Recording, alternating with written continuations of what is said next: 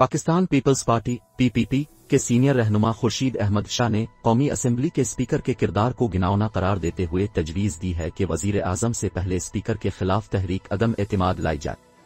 सक्खर के deputy commissioner office में media से गुफ्तगू करते हुए खुर्शीद शाह का कहना था कि वज़ीर आज़म को इस वक्त जब यूक्रेन पर हमला किया जा रहा है ऐसे में रोज का दौरा नहीं करना चाहिए था।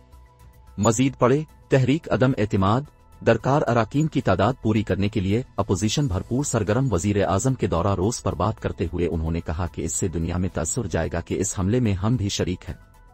उनका कहना था कि मुत्तहिदा कौमी मूवमेंट MQM, पाकिस्तान अ मुस्लिम लीग काफ की तहरीक अदम एतमाद में साथ की जरूरत नहीं है, क्योंकि इमरान खान की मौजूदगी में भी तहरीक इंसाफ में ऐसे लोग शामिल हैं जो मुहिब वतन हैं और पाकिस्तान से प्यार करते हैं। उन्होंने कहा कि मशावरत की जा रही है कि PPP और पाकिस्तान डेमोक्रेटिक मूवमेंट PDM के लॉन्ग मार्च के दौरान अदम एतमाद की तहरीक लाई जाए, ताहम फैसला 1-2 रोज में अवाम के सामने आ जाएगा। खुर्शीद शाह का कहना था कि हमारा लॉन्ग मार्च इक्तदार के हुसूल के लिए नहीं बल्कि महंगाई के खिलाफ है। उन्होंने कहा कि इदारा शुमारियात के मुताबिक 3.5 साल में मुल्क में अशियाए खुर्द उनौश की कीमतों में 200% इजाफा हुआ है। उनका कहना था कि फ्रेंडली अपोजिशन के ताने मिलने के बावजूद हमने इस हुकूमत को काम करने दिया, मगर उसने मुल्क का जो हशर कर दिया है वो सब के सामने है। PPP रहनुमा का कहना था कि इस्लामाबाद में लॉन्ग मार्च के बाद जलसा होगा जहां मुतालिबात हुकूमत के सामने रखे जाएंगे। उनका कहना था कि सियासतदानों के दरमियान राब्ते जारी रहने चाहिए और रियासत पर जब बात आए तो इमरान खान से भी राब्ता किया जा सकता है, क्योंकि रियासत के हवाले से कोई समझौता नहीं हो सकता। उन्होंने कहा कि शेख रशीद आजकल खामोश हैं, लेकिन उनके लिए कुछ बोलकर उसका मुखालिफ नहीं बनना चाहता। ख्याल रहे कि वजीर आजम इमरान खान के खिलाफ तहरीक अदम एतमाद को हतमी शक्ल देने के लिए अपोजिशन क़ियादत गुज़िश्ता रोज लाहौर में खूब मुतहर्रिक और सरगर्म रही।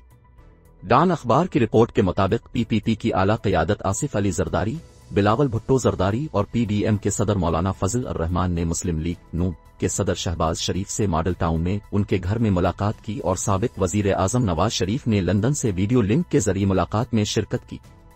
PPP रहनुमाओं की आमद से कबल मौलाना फजल अर रहमान ने शहबाज शरीफ से अलहदा मुलाकात की, जिसमें दोनों रहनुमाओं ने तहरीक अदम एतमाद के हवाले से अराकीन की तादाद से मुताल्लिक तफसीली गुफ्तगू की।